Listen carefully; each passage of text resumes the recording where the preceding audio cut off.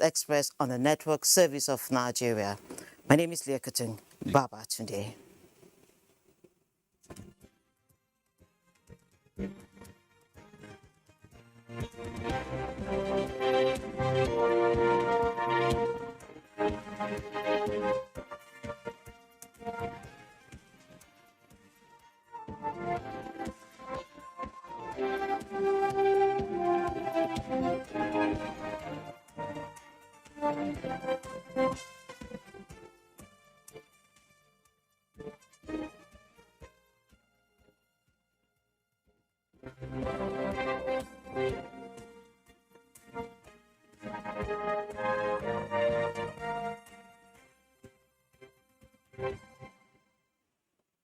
Of course, some situations out there affecting everyone, but certainly we're going to get over them in no time.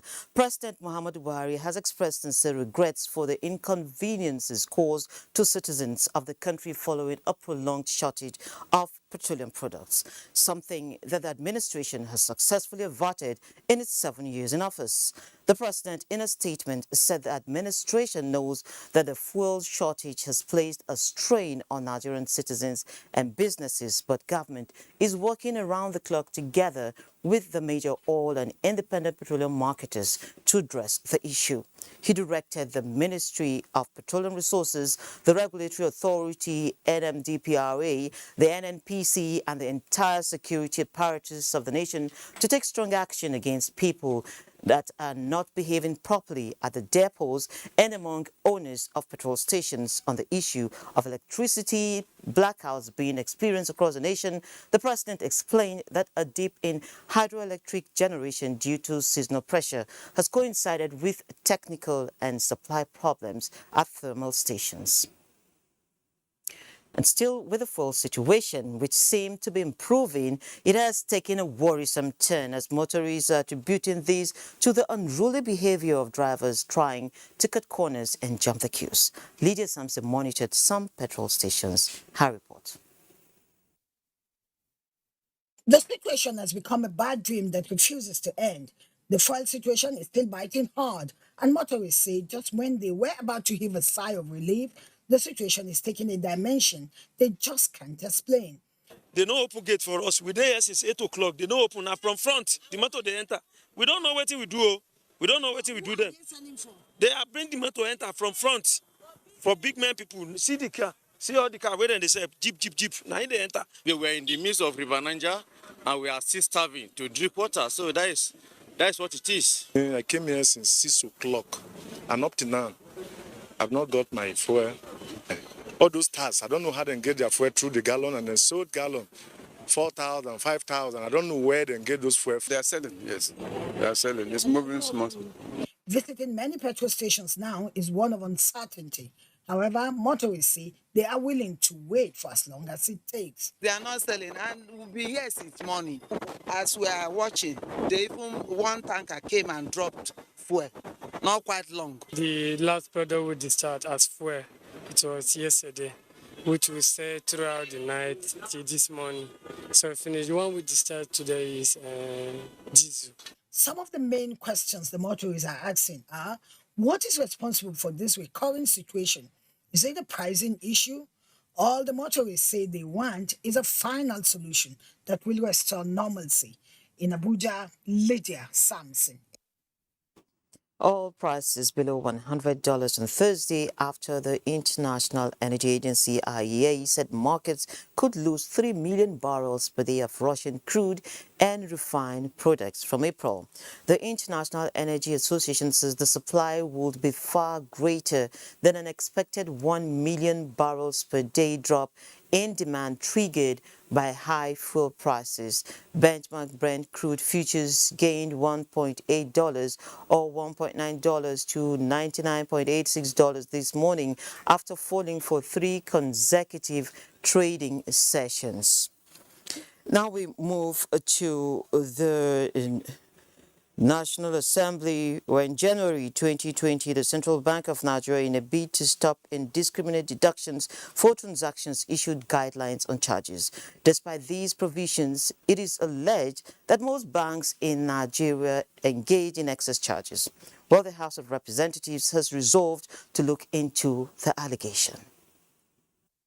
Price of bank charges with different descriptions. The deductions are already covered by the CBN approved monthly account maintenance fee. This retinue of charges, current account maintenance fee, electronic transfer fund, card maintenance, credit card charges, debit card charges, issuance of statement accounts, merchant service loans, that's even when people are being paid salary.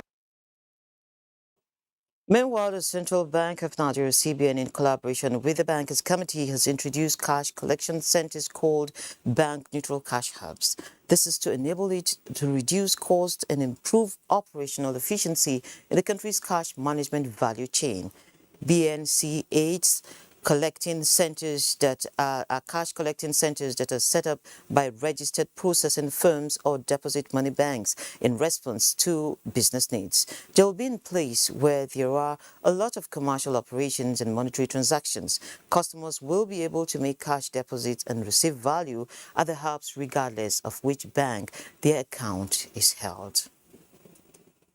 Now we remain with that sector. The Nigeria Startup Bill is our focus today. It has reached the National Assembly and it has been received by the Nigerian Senate. The bill, which was presented to the National Assembly by President Muhammadu Buhari a week ago, says that the Startup Bill seeks to position the country's startup ecosystem and to establish a national council for digital innovation and entrepreneurship. What exactly is the bill all about and how important is it? Well, Nia Kinshijo, an economic analyst, he's here with me to throw more light on the bill. Hello, Mr. Nia, and you're welcome to Business Express. Thank you so much. It's a pleasure always. Yes. The startup bill, it is being viewed as one that will help startups. Can you help us make a sense of it? What are the prospects? What exactly is this bill about? Well, I think it's this is just about the right time for this kind of bill because what it's going to do is actually to engraft the innovation ecosystem, the digital ecosystem into the mainstream of the macroeconomics. What I'm trying to say is that already we are talking of digital economy. The digital economy is usually driven by private sectors, private individuals, and that's why we talk about startups. Startups is about individuals with creative ideas, initiating a business procedure by using the ideas to create products and services. And in doing that, they need funding.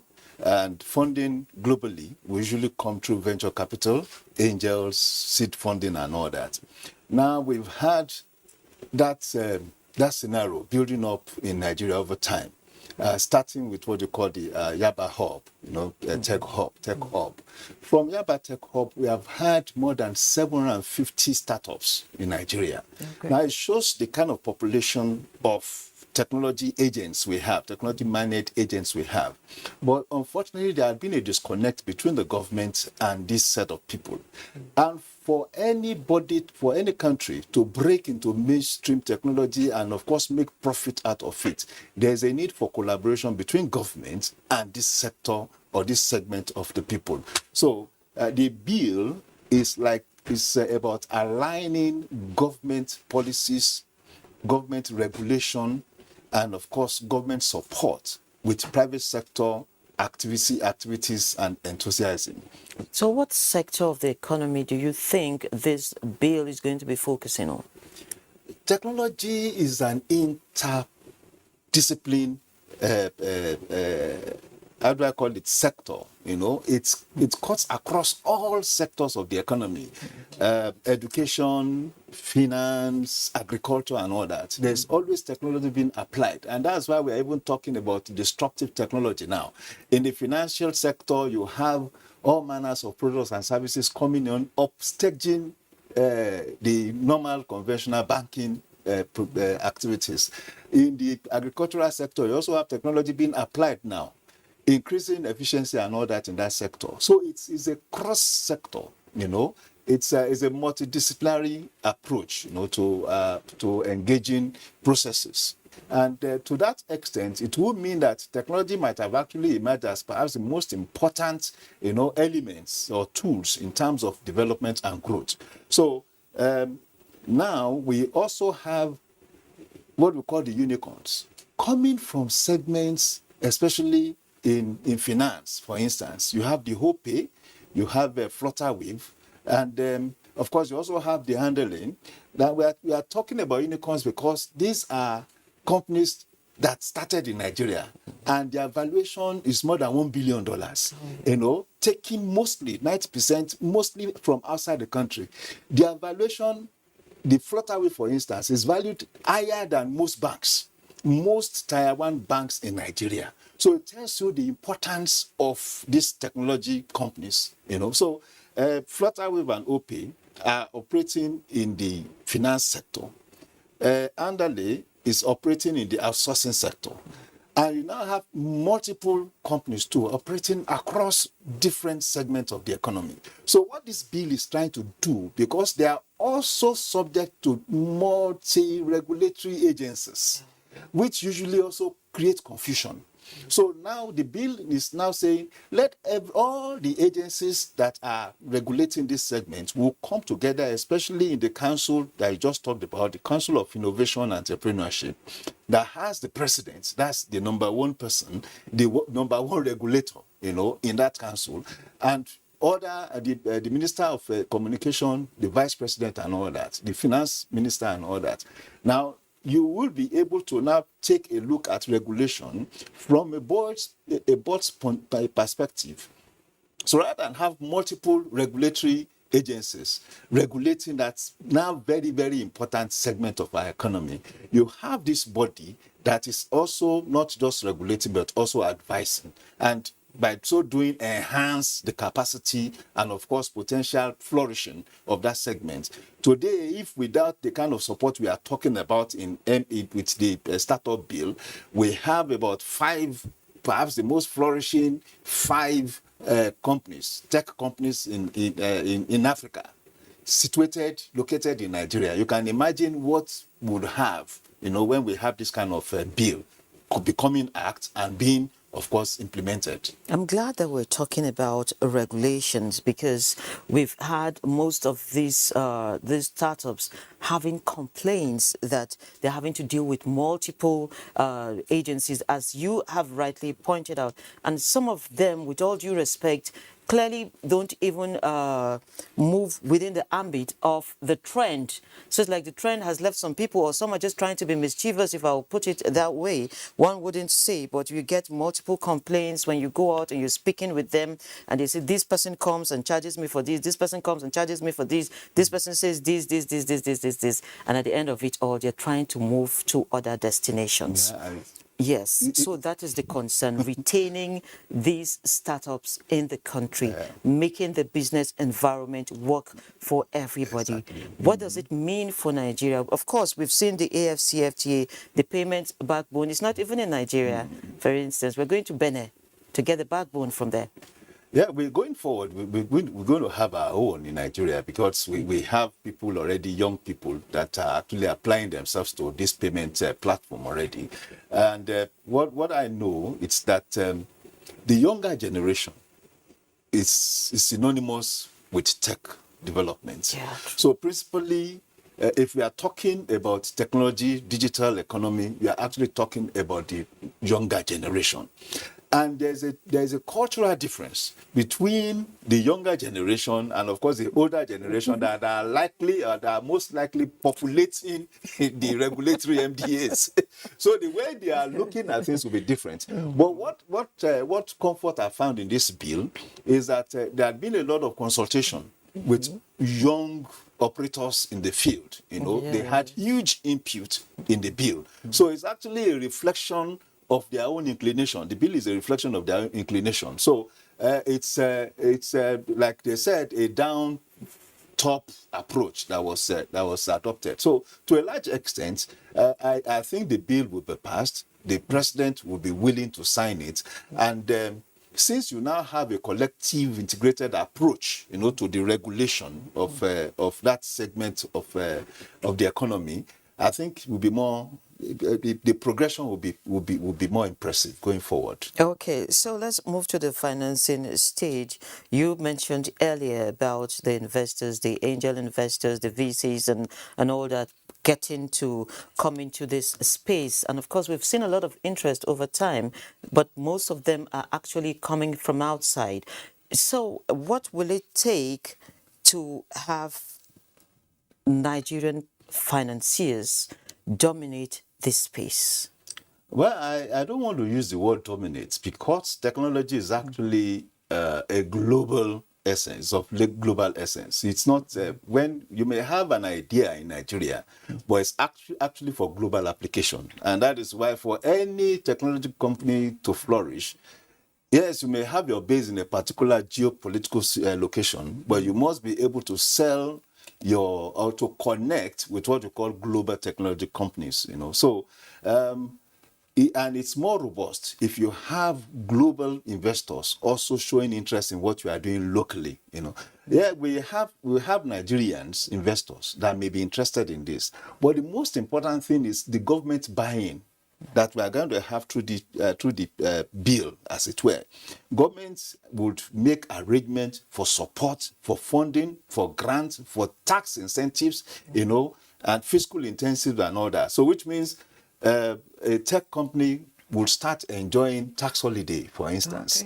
It also means that a tech company could apply, for loan, could apply for grants, and there will be specific products, either at the level of the CBN, with its normal intervention, or at the level of deposit money banks that are saying if you are a tech company and you are able to do this much, there's liberal access to you for funding. And funding is actually at the heart, of development in the tech segment. So perhaps we're going to take this conversation further to the deposit money banks and the regulatory sector. Of course, sector. Definitely, because those are the drivers of the economy, as it were. Yeah, so they can put their money there. Yeah. Okay, I must sincerely thank you for coming on the program this morning, Mr. Niya. My pleasure, as always. Yes, thank you for coming. And so we move straight to surviving COVID-19, sponsored by the Central Bank of Nigeria.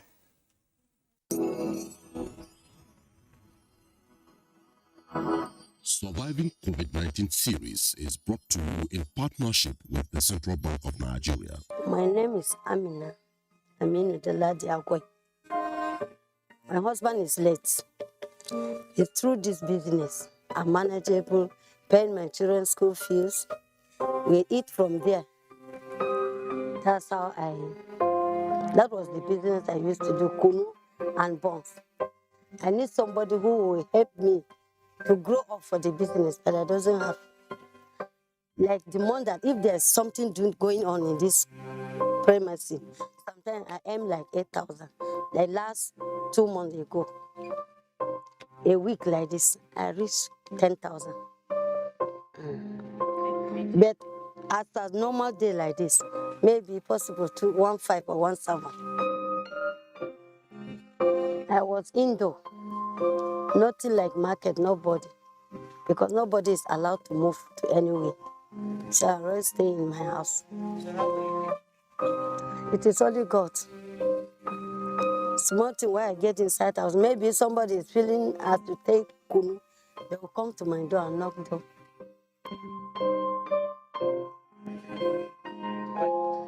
I don't know who will introduce me to that level. I didn't know, even though I don't know, I have children at least, they can put me through. But I was not aware. I learned a lesson by, it's good to have some other business, other outside, not only inside here. So to establish my business, or for people to know me more.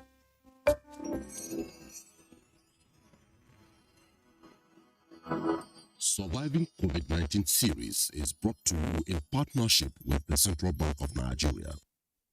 Great. Of course, it was also another opportunity to take the message of financial inclusion to the people out there. And that was what we did with Madam Amina, who is a mother of 5 and basically had no idea that there was something called TCF. We move to our next story. With trillions of naira potential contribution to the nation's economy, the federal government is working towards harnessing the gains of e-commerce by preparing the players to take full advantage of the sector. Against this background, the Federal Ministry of Industry, Trade and Investment organized a sensitization forum in Kano, the commercial hub of northern Nigeria. Aminu Umar reports. Records have shown that e-spending in Nigeria has risen to 13 billion US dollars and is expected to grow to about 75 billion by 2025, with prospects of recording more gains. The participants in this sensitization are here to be better informed on how best to be active players in harnessing the potential of this trillion naira sector. Actually, we have gained a lot of knowledge here on how to transact business between us and other partners elsewhere in the world. It's really a great opportunity to have this capacity building and sensitization on how to move our business forward. The tripartite effort of government agencies and ministries, which is in line with federal government economic diversification policy and the policy on digital economy, is working towards making Nigeria a better place for e-commerce to flourish. You find that e-commerce has been acceptable. You know, it is reliable, it is dependable platform. It is also an implementable kind of structure, platform, so to speak, and also it's something that can be sustainable. I commend my ministry, Federal Ministry of Industry, Trade and Investment, for organizing this workshop with a view to enlighten the Kano community, so the Kano community will join the International Business Forum in order to bring foreign exchange into our economy. So we are going to develop regulations to guide the use, the implementation, and everything that has to do with e-commerce. And how do we do that? Stakeholder engagement, involving everybody that is in the space. The sensitization features paper presentations from resource persons aimed at preparing the participants who will further cascade the knowledge acquired. In Kano, Aminu Umar. Thank you, Aminu. The NGX on the Nigerian Stock Exchange market closed Wednesday on a positive note amid sell-off and buy interest as the benchmark all-share index appreciated by 0.05%. The all-share index advanced to 47,287.09 basis points as market capitalization inched up to 25.526 trillion naira. 145.8 million shares exchanged hands by investors in 4,113 deals valued at 2.5 billion naira. The financial services sector led the activity chart with UBA, Access and Zenith banks topping in volume and value. It is on that note that the market will be resuming this morning, and outside home, Hong Kong led strong gains in Asian stocks market as stocks market opened in positive territory this Thursday. Buster Abel has a summary of that market. Global markets are muted in the wake of the Federal Reserve hiking its benchmark interest rate for the first time since 2018 and signaling 6 more hikes this year. Shares in Asia Pacific rose on Thursday trade as the Chinese markets continue to extend gains from a rebound. Hong Kong's Hang Seng Index led gains among the region's major markets, surging 5.84%. Shanghai Composite rose 1.40% and the Nikkei also topped 3.46%. U.S. stock futures were generally quiet early Thursday morning as investors digested the latest projections from the Federal Reserve. Futures tied to the Dow Jones Industrial Average added 15 points or less than 0.1%. For the S&P 500, it hovered above the flat line while Nasdaq futures gained around 0.2%. European stocks are expected to open around the flat line on Thursday as investors react to the U.S. Federal Reserve's first hike rate in years. As at the time of this report, there are no figures yet from African markets. Boss Sede Ebo, Business Express. And this is where we end this edition of Business Express.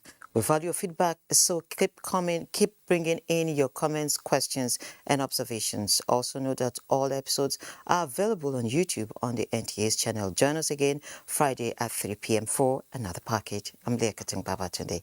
Have a good day.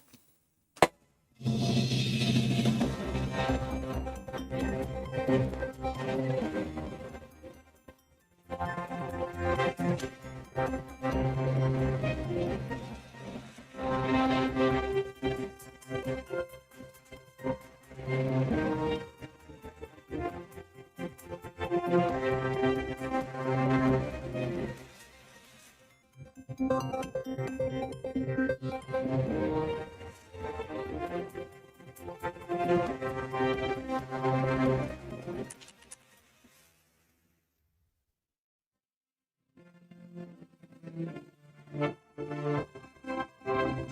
want to talk about rights, there are obligations.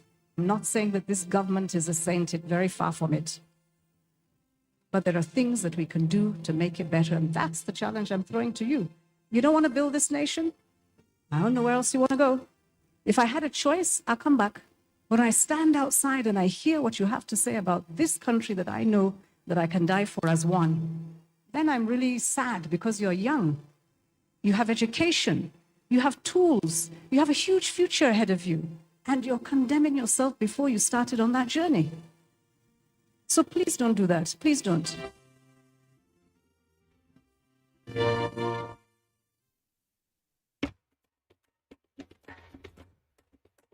Amidst the heat and dry air, the sound of drumming and singing can be heard. Groups of young men watch boxers prepare for a Dundee match. The crowd eagerly awaits for the match to commence. Bets are being placed and money changes hands. When the fight starts, the men turn their attention to the boxers. The large crowd absorbed as slaps and punches are thrown during the round. As a fist connects with the jaw, an opponent finally falls to the ground and the crowd goes wild. While they await the start of another brutal round, much younger contestants arrive, ready themselves for a match too. Eventually, the next round begins and the boxers circle each other in a sandy ring as everyone awaits until only one is left standing. 24 hours a day, 7 days a week. You can watch NTA International live on your TV, computer, iPad, tablet, and phone. Log on to visiontv.co.uk and click on Entertainment, then NTAI. You can also download the iOS or Android app on your mobile devices to watch NTA International on the go, anywhere in the world. NTA International. Your window through the world.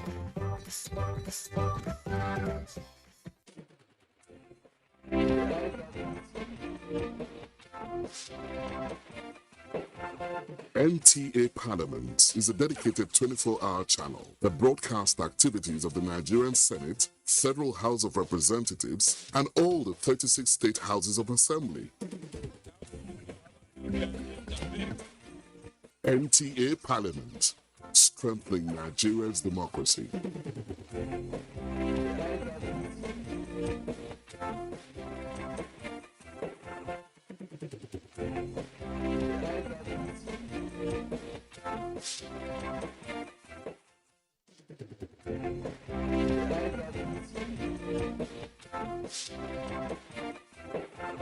NTA Parliament is a dedicated 24-hour channel that broadcasts activities of the Nigerian Senate, Federal House of Representatives, and all the 36 state houses of assembly.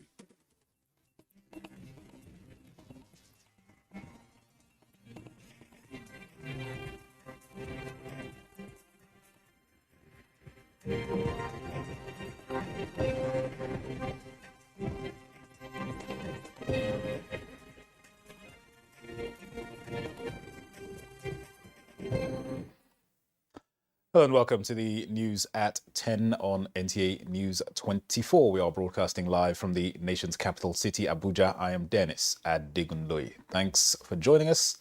The headlines. President Buhari directs leadership of Caretaker Extraordinary Convention Committee to return to status quo.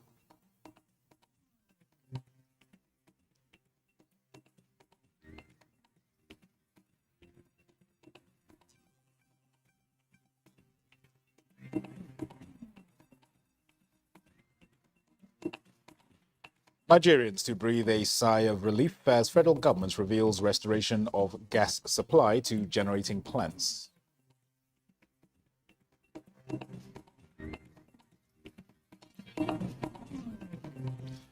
National Judicial Council issues warning against 2 judges, places one on watch list.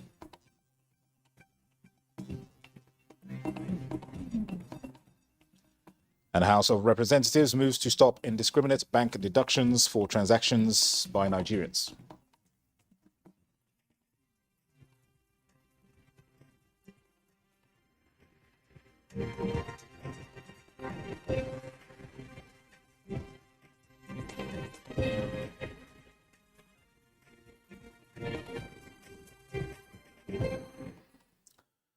All right, so let's begin by telling you that President Muhammadu Buhari has expressed sincere regrets for the inconveniences caused to Nigerians following a prolonged shortage of petroleum products. Senior Special Assistant to the President on Media and Publicity, Garba Shehu, in a statement, says the President knows the fuel shortage has placed a huge strain on Nigerian citizens and businesses, but assures that relief is on the way. The President, apologizing to all sections of society for this, insists the government is working round the clock to attend to the issue with an action plan agreed earlier this month, which is being implemented to address the scarcity. The President added that he has received information that some people are not behaving properly at the depots and among owners of petrol stations, and in this regard, he has directed the Ministry of Petroleum Resources, the Nigerian Midstream and Downstream Petroleum Regulatory Authority, the NNPC, and the entire security apparatus of the nation to take strong action against those responsible. On the issue of electricity blackouts being experienced across the nation, President Buhari remarked that, quote, the blackouts seen in the national grid are also being addressed, end of quote. The President assures that government's attention to these problems will bear fruits very soon.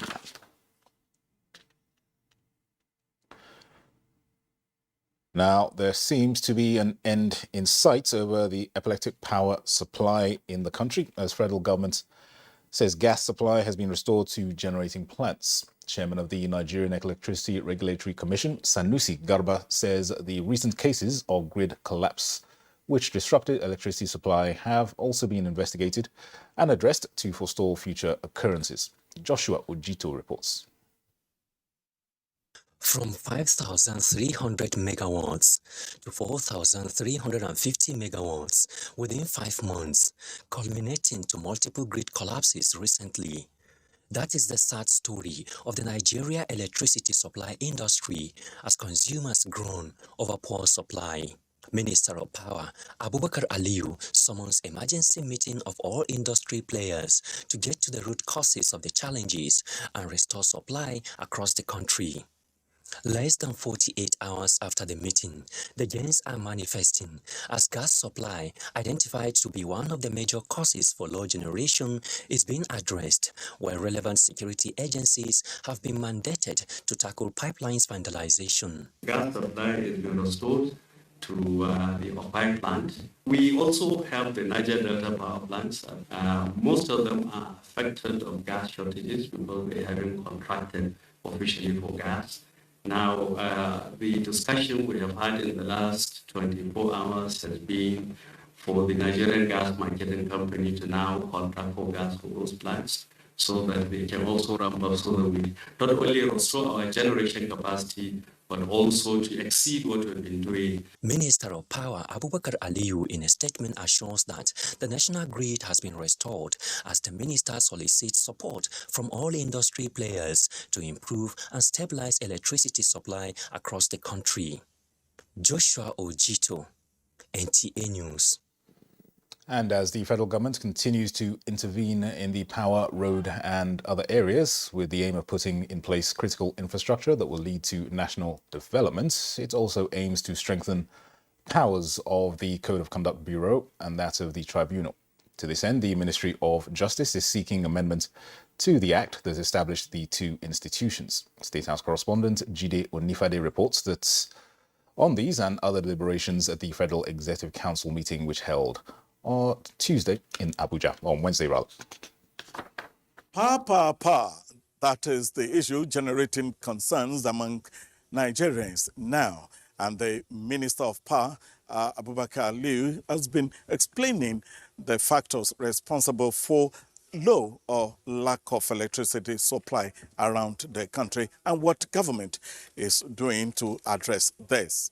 Minister of Power Abubakar Aliyu presents a memo to the Federal Executive Council with regards to the expansion that is being done in the power sector, particularly the grid. And this memo seeks approval to pay persons affected by a 203 kilometers expansion of line from Lagos to Ogun State with 6 substations. And the cost of the payment of the project affected persons is 5,131,872,857 naira 49 kobo.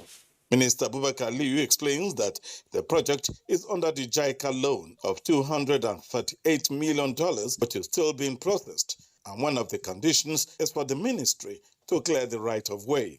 The minister also clears the air over what could be the major causes of the drop in electricity generation. The power on the grid has dropped due to those things that affected it, lack of gas, and the maintenance that some of the generators are undergoing. And the federal government continues its focus on building critical infrastructure around the country. And this Wednesday, the Federal Executive Council approved some memos for the rehabilitation and construction of roads. 2 road projects and 2 bridges in different parts of the country. The projects are the realignment of the Kano State Border, Birnin Kudu Bauchi State Border Road. The second project approved is the reconstruction of a substandard bridge at Pada Road in Kogi State. The third project is the construction of the Kayama Kishi Road in Oyo Kwara States. The last but not the least is the reconstruction of a substandard bridge along Ihiu, Damkuri, Vandekia General Hospital Junction, Ogoja Road in Benue/Cross River States. My ministry, the Ministry of Industry, Trade and Investment, on behalf of the National Sugar Development Council, for the construction of a new corporate headquarters here in Abuja in favor of Messrs. Vita Construction Limited in the sum of 5,756,833,616 naira and 93 kobo, with a completion period of 24 months. They are intended to advance the fight against corruption both locally and internationally to the next level. The first item, which has to do with a memo which seeks for the approval of the Council for the repeal of the Code of Conduct Bureau and Code of Conduct Tribunal. So fundamentally, that bill is intended to consider it from the points of expansion of the powers, from the points of increase in composition of the tribunal, and then from the points of expanding the scope of punishment that could be meted, all out of desire to take the fight against corruption to the next level. Federal Executive Council meeting was presided over by Vice President Yemi Osinbajo. In the State House, Jide Onifade, NTA News. And State House correspondent Jide Onifade reports that Attorney General of the Federation and Minister of Justice Abubakar Malami says Nigeria is advancing the fight against corruption both locally and internationally. The AGF, in one of the 2 items presented to the Federal Executive Council for consideration, said Nigeria sponsored an international resolution relating to assets recovery, which now places the country on a high level in the fight against corruption. The intention of that resolution, as the minister says, is to see how best Nigeria can bring about international understanding relating to the recovery of assets by way of simplifying the process, create an international community understanding relating to the process of recovery of assets. Even from the conclusion of the meeting, Nigeria has succeeded in developing a resolution relating to enhancing access to and use of beneficial ownership information to facilitate identification, recovery, and return of assets. As you rightly know, for example, the case of P&ID, even as at the time Nigeria ran into trouble with the case of P&ID and we had against us an award of over $10 billion against the Nigerian state, those that were behind it were hidden. They were not identified at all. So it took us a lot of trouble internationally and locally to identify the beneficial owners of fee and ID. So with that in mind, Nigeria has now developed an international resolution of beneficial ownership register that whoever is investing in Nigeria as a company and internationally should have full disclosure of his identity. In essence, Minister Abubakar Malami explains is that Nigeria has indeed taken its fight against corruption, not only locally, but indeed internationally, by way of ensuring that adequate infrastructure, both legal, legislative, and otherwise, are put in place for the purpose of facilitating the tracing and recovery of assets. The international communities appreciated Nigeria's efforts in the fight against corruption, where Nigeria has also been highly rated as a leader in Africa in areas of developing structures for recovery, repatriation, and disposal of proceeds of crime, among others. In the State House, Jide Onifade, NT News. Away from the FEC meeting, the National Judicial Council has resolved to issue warnings to 2 judicial officers of federal and state high courts. One of the 2 judicial officers is Justice Baba Idris of the High Court of the Federal Capital Territory, Abuja, and is placed on the council's watch list for a period of 1 year. The council also warned Justice Ladan of the High Court of Kaduna State, having found merit in the petition written against him. Justice Ladan was found wanting by signing the writ of attachments while the Garnishi Order Nisi was pending. The NJC also recommended the appointment of 6 heads of court and 9 judicial officers for the federal and state high courts, Sharia courts, and customary court of appeal. All recommended candidates are expected to be sworn in after approval by President Muhammadu Buhari and their respective state governors, and confirmation by the National Assembly and the respective state houses of assemblies, as the case may be. The council also considered the reports of various committees and noted the notification of retirements of 23 judicial officers of the federal and state courts and notification of death of 1 state high court judge.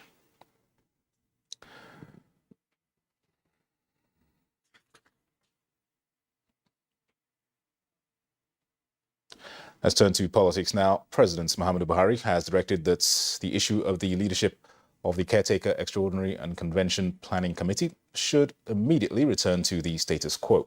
In a letter personally signed by the President to Governor Atiku Bagudu of Kebbi State, who is also the chairman of the Progressive Governors Forum, President Buhari also directed that all members of the Governors Forum and their followers should desist from any behavior or utterances that will likely lead to disunity in the ranks of the party and ultimately jeopardize the transition of the convention. He also directed that the May Malabuni-led Caretaker Extraordinary Convention Planning Committee should accordingly be allowed to proceed with all necessary preparations to hold the convention as planned unfailingly on the 26th of March 2022. The president said that the multiplicity of cases currently rocking the party has the potential of invalidating the activities and actions of the party by the Independent National Electoral Commission, INEC. Watching the news at 10 on NTA News 24. Stay with us, more reports after this break.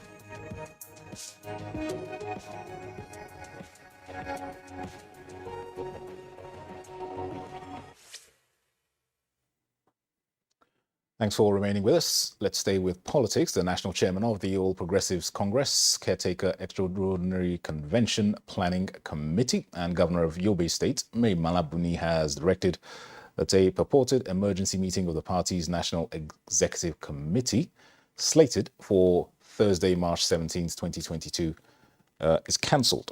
This is contained in a statement issued by the Secretary of the APC Caretaker Extraordinary Convention Planning Committee, Senator John James Akpan Udo Edehe. Let's go to the National Assembly now. The process of agenda setting by the All Progressives Congress has again led to a meeting between the national leader of the party, Senator Asiwaju Bola Ahmed Tinubu, and the National Assembly caucus of the APC.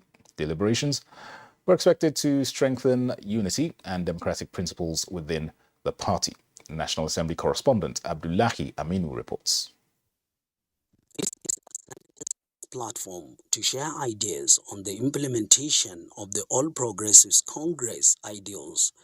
Asiwaju Bola Tinubu, who shared some of his political battles with the senators, promised to ensure that APC, as the national political party, continues to accommodate the interest of all Nigerians. As long as this merger is successful, I have a prospect, I have a future, I have an opportunity to excel. Your Excellency, this political party needs the kind of commitment that the members of the National Assembly of APC extraction have shown across the country. While at the House of Representatives, leader Asiwaju Bola Tinubu spoke on the advantages of the country's unity in diversity. This institution that perhaps is the center of democracy worldwide deserves your visit, deserves that the people, you deserve their ears to hear what you have to say. And we are committed uniquely, men and women of this hallowed chamber, to give our life for democracy, commitment of freedom and great value. I came here believing that I am talking and interacting with my people. Yes. And there's no doubt about that. The APC leader and the legislators, after appreciating the President Muhammad Buhari administration, promised to work hard for the 2023 to be another year of the APC's victory. From the National Assembly, Abdullahi Aminu, NTA News. In another development, the 95th National Executive Committee meeting of the People's Democratic Party has approved the establishment of a 37-member zoning committee to make recommendations for the zoning of various elective positions for the 2023 general elections. Timothy Yusuf reports that the NEC meeting was the climax of the party's three-day all-organs meeting in Abuja. It's a combined meeting of National Executive Committee and Board of Trustees. It extensively deliberated on issues of urgent national importance as well as preparations for the 2023 general elections. No party member should attack another party member. If there are any issues, we have different organs of the party to resolve party differences. We work tirelessly. We are talking to individual members who have differences among themselves, whether in the wards, whether in the local governments, whether in the states or the national level, because such distractions must not be allowed to continue. And we shall continue with the strong collaboration that we have with the new National Working Committee in the promotion of cohesion and the positioning of our party, and moving forward by the grace of God to win the elections of 2023. The meeting later went into a closed-door session and ended with a 12-point communique, which, among other resolutions, approved the timetable and schedule of activities of the PDP for the 2023 general elections. The timetable is all-encompassing, starting from the date of sale of forms up to the point of primaries, as well as submission. It's in line with the guidelines and the timetable and schedule of INEC. NEC also approved a 50% reduction in nomination fees for youth of age 25 to 30 for various elective positions. It also approved the commencement of sale of expression of interest and nomination forms from Thursday, March 17, 2022. Timothy Yusuf, NT News. All right, let's now pause the news. We'll now join the weekly briefing from the State House featuring the Minister of Trade and Investment. Good morning. Stay with us. The federal government has striven over the years to enable local production of sugar to meet the demand of Nigeria's growing economy and population.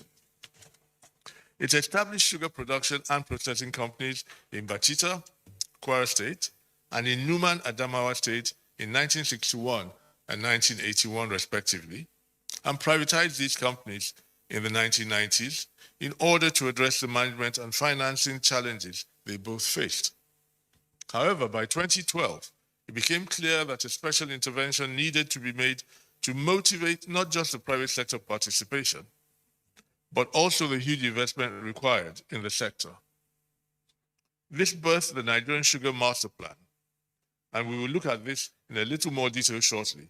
But first, let me provide an overview of the industry.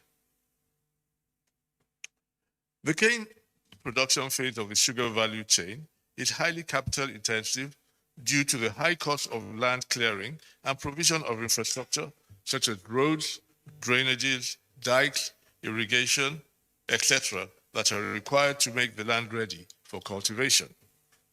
This journey starts with acquiring and securing land, which includes significant community sensitization, land compensation, negotiation and agreement, securing a certificate of occupancy, carrying out feasibility studies, reconnaissance and topographical mapping surveys, clearing the land of vegetation, as well as design and installation of appropriate irrigation infrastructure. The land is then plowed and harrowed before cane is planted in the nursery, which provides the seedlings and replanted each year for sugar production.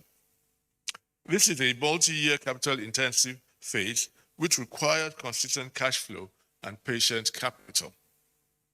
The industry, therefore, requires the right type of investors with adequate capital and cash flows to make and sustain the investment. We estimate the cost of developing 10,000 hectares of land for sugarcane production at $120 million United States dollars. This accounts for a huge percentage of the development cost of the entire value chain. Certainly, this helps to further appreciate and justify the presidential interventions that have been made in this sector. Next slide. Thank you. Permit me to highlight some of the key industry statistics that shed light on aspirations and the work that still needs to be done. Our annual demand for sugar for industrial and domestic use is 1.75 million metric ton. We have attained self-sufficiency in refining raw sugar with an installed capacity of 3 million metric ton, but still have to import about 1.7 million ton of raw sugar to feed the refineries. In order to substitute the importation of 1.7 million metric tons annually, Nigeria needs to develop 250,000 hectares of land. And I have detailed the cost of cultivating the 10,000 hectares of land on the previous slide. Next slide. Thank you. The Federal Executive Council approved the implementation of the Nigerian Sugar Master Plan in September 2012 and adopted it as government's strategic roadmap to facilitate the achievement of self-sufficiency in sugar production. The Nigerian Sugar Master Plan, NSMP, contains fiscal and investment incentives designed to stimulate demand and attract new investors to the industry.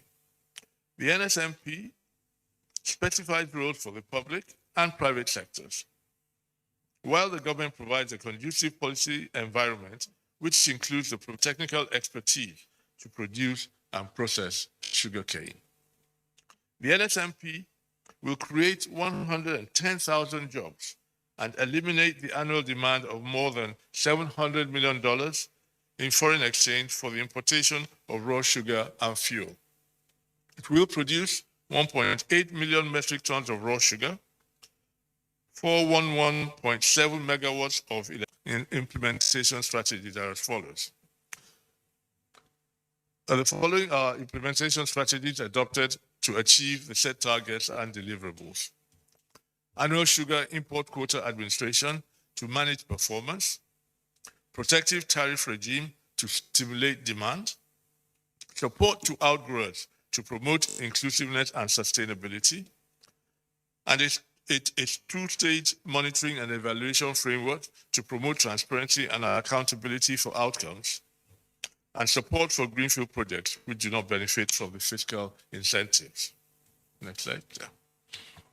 The 4 participants in the Sugar Backward Integration Program are Savannah Sugar Company in Adamawa State, owned by Dangote Sugar Refinery, Sunti Golden Sugar Estate in Niger State, owned by Golden Sugar Company, a subsidiary of Flour Mills PLC, Lafiayi Sugar Company in Kwara State, owned by Boa Sugar Company, and Nigeria Sugar Company Bachita, Kwara State, recently acquired by the Kia Group. These operators have created over 15,000 jobs at their BIP sites, developed 20,000 hectares of land, and put over 12,000 hectares of land under cane. Other greenfield sugar projects being developed under the NSMP include the Gagarawa Sugar Project in Gagarawa in Jigawa State, the Contact Global Project in Isanlu Esa in Kogi State, Gumi Sugar Project in Zamfara State, Sean Zara Sugar Project in Kwara State, Crystal Sugar Project in Jigawa State, Oyo State Sugar Processing Limited, Isenyi, Oyo State, Goronyo Sugar Project in Goronyo, Sokoto State, and Cocaset Sugar in Ondo State. I will now use this opportunity to show you some of the work being done in the Backward Integration Program sites. We'll view some images and videos from the various sites on ongoing work and progress to date on land development, irrigation, harvesting, and deployment of infrastructure and processing facilities across the various sites. So please.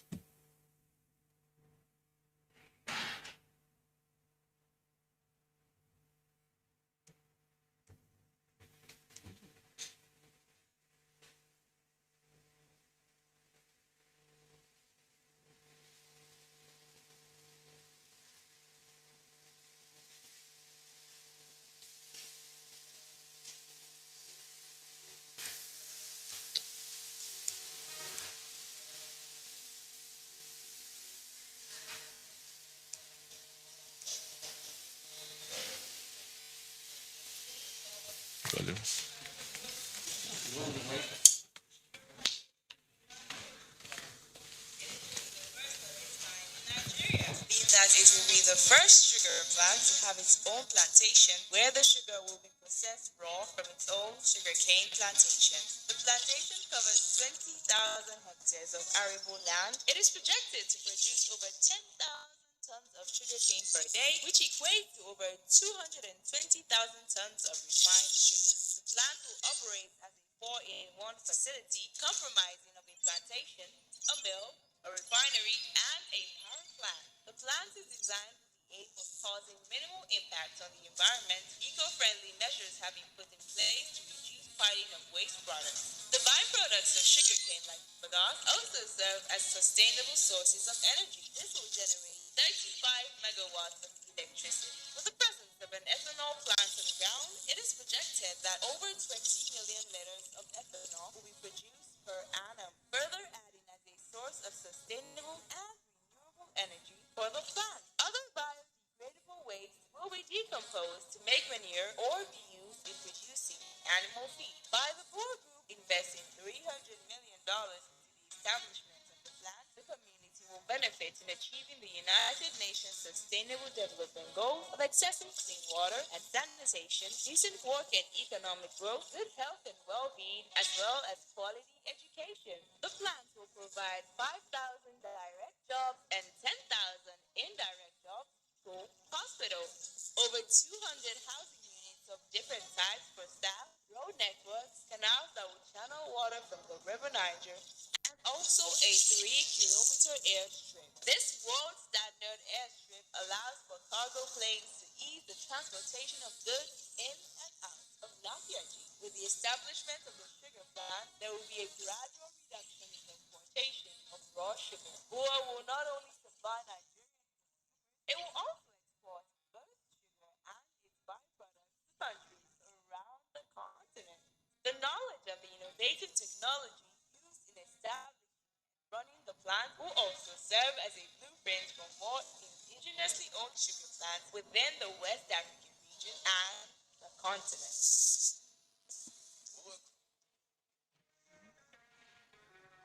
Next slide.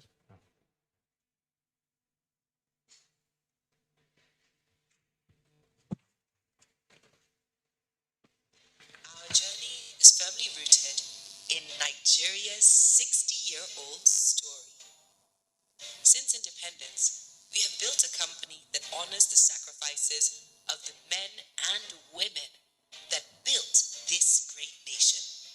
Our company invests in communities, empowers farmers, and provides thousands of jobs and opportunities. In 2012, when Nigeria took a bold step with her sugar master plan, we launched our most audacious project yet. The Sunti Sugar Estate is a 17,000-hectare state-of-the-art facility with 3,000 hectares currently under cultivation. It is our backward integration plan aligned with the Nigerian government's agenda on self-sufficiency in sugar production. Our mission is simple: contribute significantly to national agriculture output with our 64 billion naira investment in indigenous sugar production. Sunti Golden Estate is Nigeria's most comprehensive and productive sugar backward integrated plan in action. Throughout our sugar ecosystem, we provide over 10,000 direct jobs and over 50,000 indirect jobs. These jobs create opportunities for thousands of Nigerians to be involved in the development of the nation as the country progresses towards its goal to be self-sufficient and a producer of what it consumes. We cannot give you a full picture of Sunti Golden Estate without talking about the communities in which we operate. 28 of these communities have benefited from a 398-kilometer road network, including an access road from Mokwa and internal roads connecting them together. We have also provided 12 irrigation pumps, 4 drain stations, 33 kilometers of flood protection walls, and a 30-kilometer electricity network and homes. More importantly, we have invested in the future of these communities with healthcare facilities and 3 fully funded schools and other educational opportunities. With a capacity to process 4,500 metric tons of sugarcane daily, Sunti Golden Estate is a big step for us at FMN. Harnessing present opportunities and planning for the future is what drives us as a company to meet the most important mission in Nigeria: feeding the nation every day. Our journey is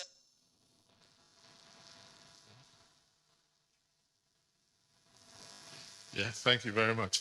Now, we have given you a visual of what is going on in the industry. I would now like to let you know what the challenges are, what the key challenges are. Backward integration is of high value.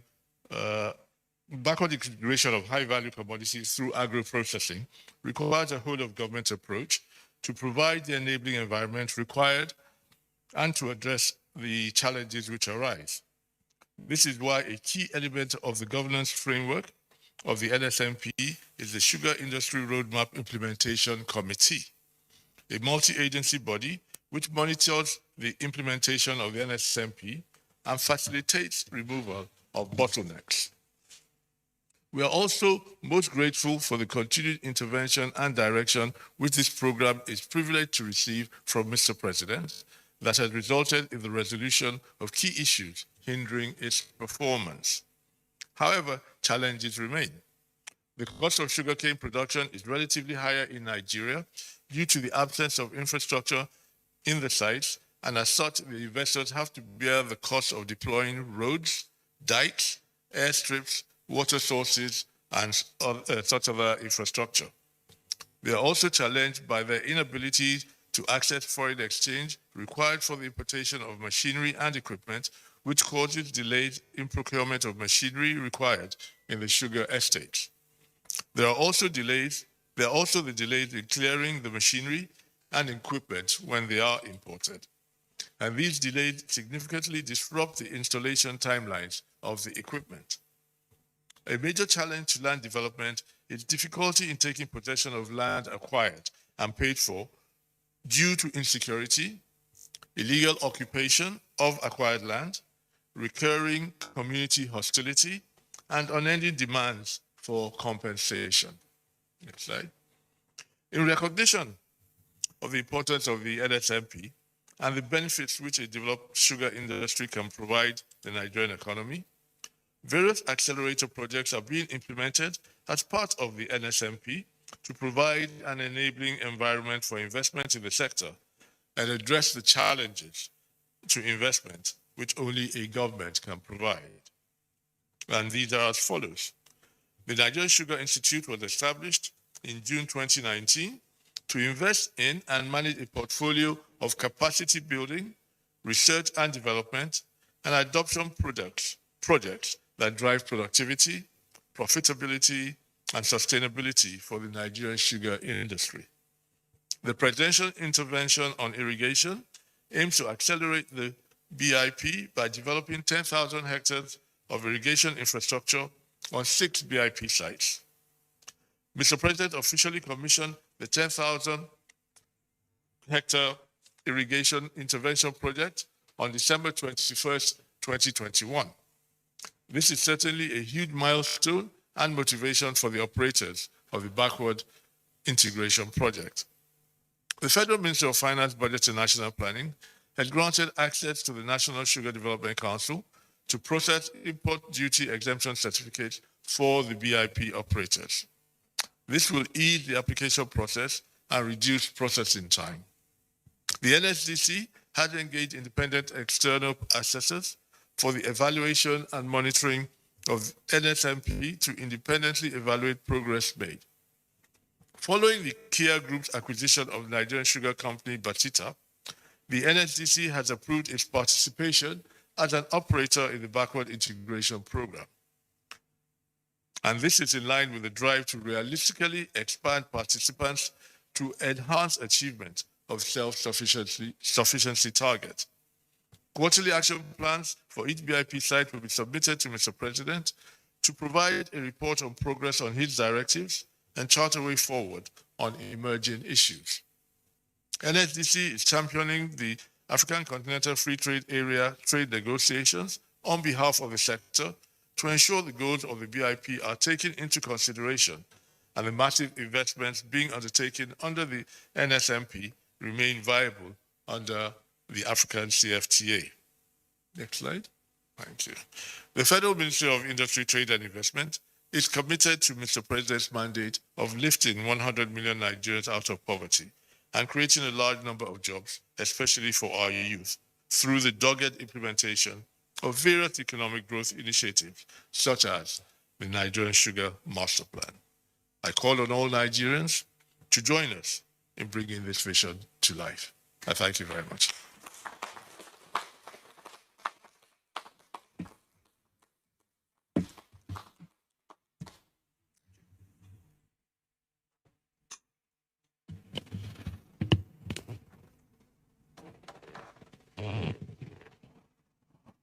That was the Honorable Minister of Industry, Trade and Investment. He's done justice to what we brought him here to do. I believe that we will have questions. We want to query some of the things he has talked about. And while we're giving some little time to settle down, I want you to harmonize your questions. Please, no double-barreled questions. Okay, we're going this. We go like this. Number one, Farouk, Reuters, Business Day, and Classic FM. First round of questions. Honorable Minister will take 4 questions now. If there's still other questions, we'll take them later. Is power.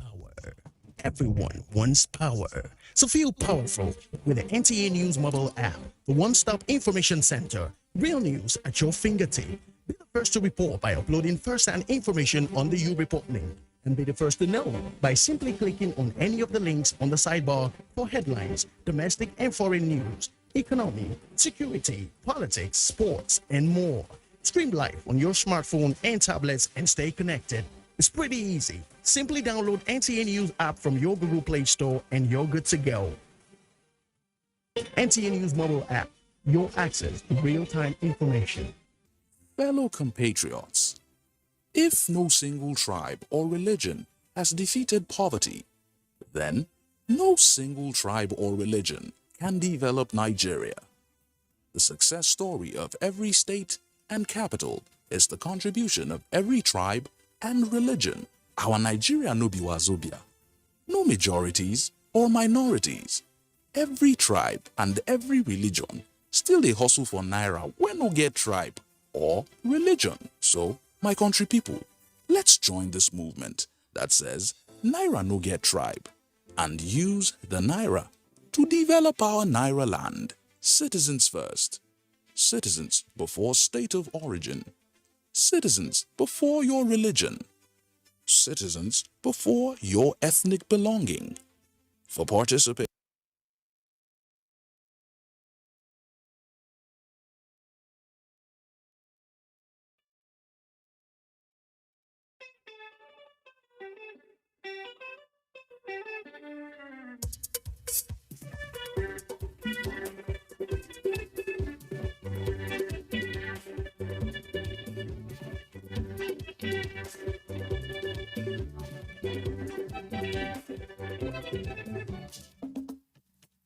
Aquaculture is a world emergent industry and one of the fastest growing food production subsector in the world.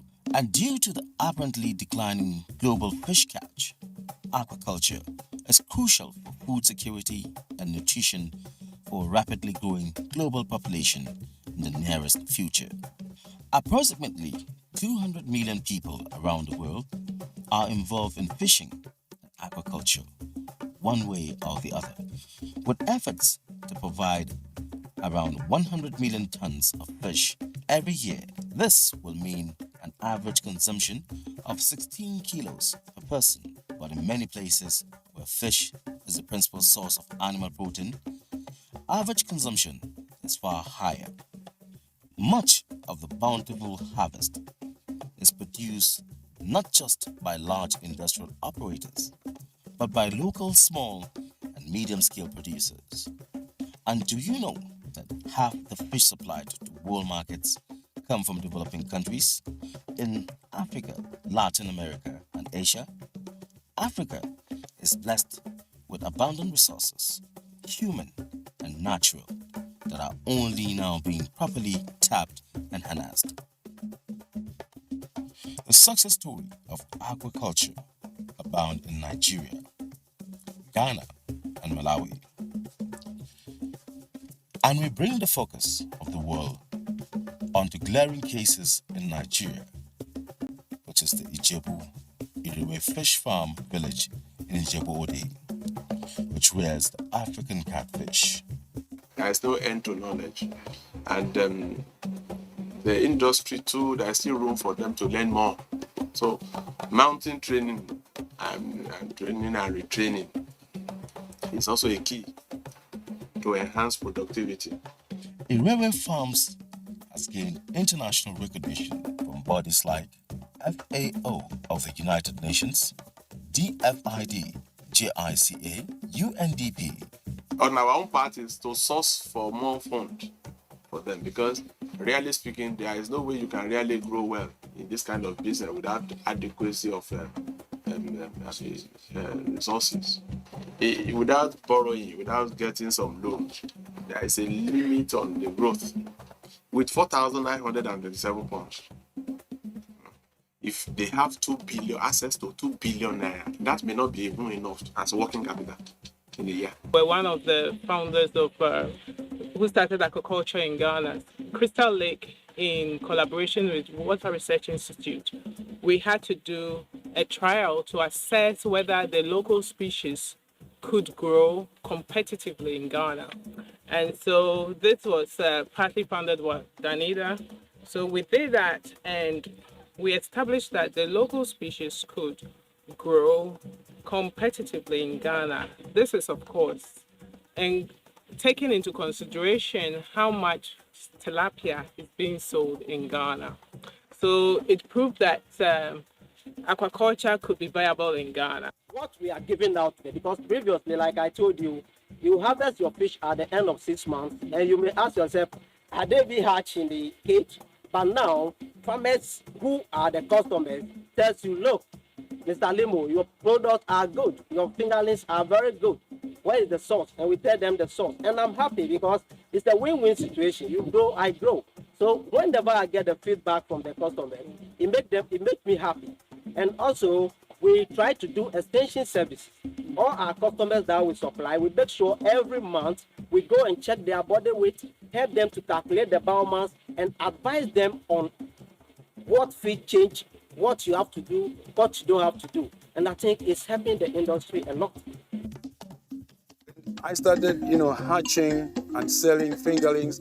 I started with the 3,000. But right now, I am selling 4 million fingerlings and 2,000 fry. I went to Nigeria last year. I learned, wow, that was a shock to me, because when I saw the extent and the progress that our fellow Nigerians are doing, when I came back, I said, that is a revolution.